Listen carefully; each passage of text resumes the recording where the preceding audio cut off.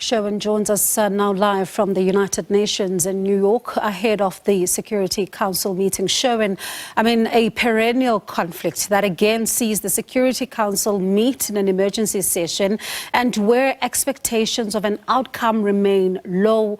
What can you tell us? Particularly, what are you hearing from the Palestinian side? You're quite right, Bongiwe. This is a conflict that has essentially shadowed the existence of the United Nations, essentially as long as this United Nations has been in existence. And so essentially what the Security Council will do this afternoon here in New York is hear from Tor Venesland. He is the Secretary General's top man in the region, the Middle East coordinator for the peace process.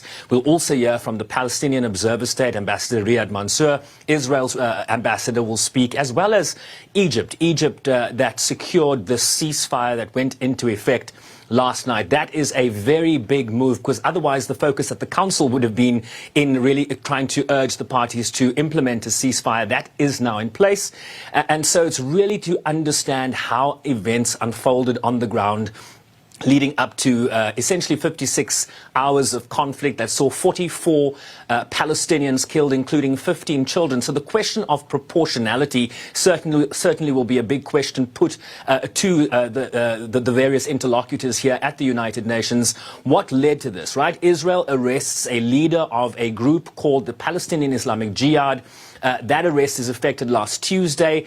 Israel then takes preemptive strikes on Friday, in which another commander of the PIJ is killed in that strike, and that then leads to the barrage of rocket exchanges between the two sides, including 1,100 rockets fired by the Palestinian Islamic Jihad into southern Israel, sending civilians in those regions into shelters and tunnels to safeguard their protection. So this will be a meeting very much about understanding how these events unfolded and whether proportionality played a role here. In a letter to the Council, Bongiwe, on Friday, the Palestinian ambassador to the United Nations said this, that Israel's military aggression against Gaza is targeting residential buildings, vehicles and main roads leading to hospitals. He called for the Security Council to stop Israel from repeating its acts of aggression to protect lives and ensure accountability. He continued that there is absolutely no justification for such use of force against civilians,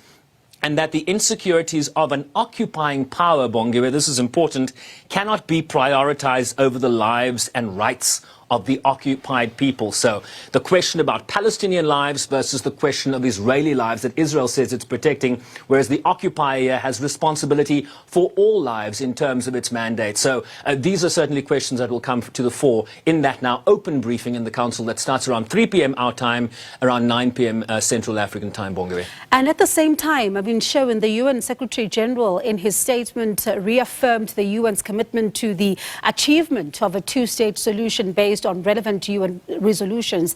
He says that, that only a negotiated, sustainable political solution would end these devastating cycles of violence. But there has been little to no movement on getting the parties back to the negotiating table, leaving us where exactly?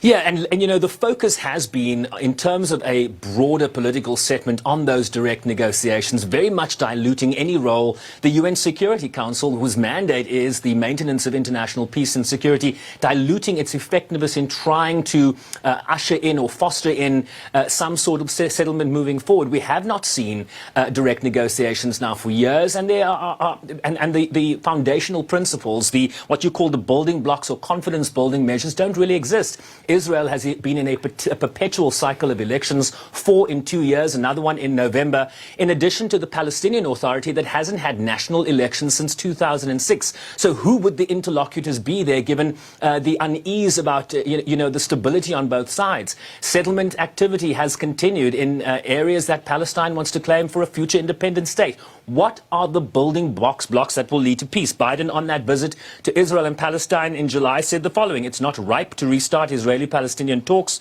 but that he would look to ways to reinvigorate the peace process. Given the historic mediation role the United States has played here, what does that reinvigoration process look like? We don't know. And given, as I laid out, the instability in terms of the stakeholders on both sides, we don't know who essentially would rock up at a direct negotiation were that to happen in the future. Sherwin will monitor this emergency meeting through your eyes, as you say that it kicks off at 9 p.m. Our time. And of course, Sherwin saying that this meeting is expected to kick off at 9 p.m., 3 p.m. His time. That's Sherwin Bryce-Pease, SABC News correspondent. A worrying situation that is unfolding.